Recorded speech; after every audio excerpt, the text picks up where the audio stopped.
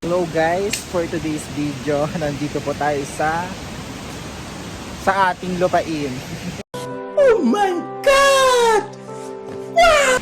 So sa sobrang ulan po, yung nakikita nyo dyan sa baba, baha po siya sa talon.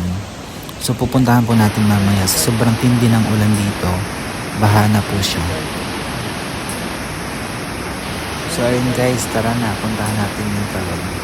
So bababa lang tayo dyan sa bangin. So ayun guys, makikita nyo, baha na po siya. Pero medyo maliit pa po yan guys. Hindi na po nakikita yung mga bato na yan kapag sobrang baha na talaga. So dito po yan sa talon ng Salvacion po dito sa Bicol.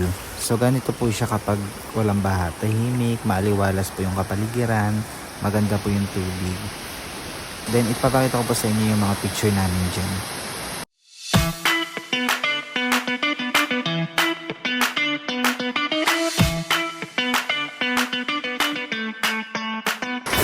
So yun lang guys, bye bye.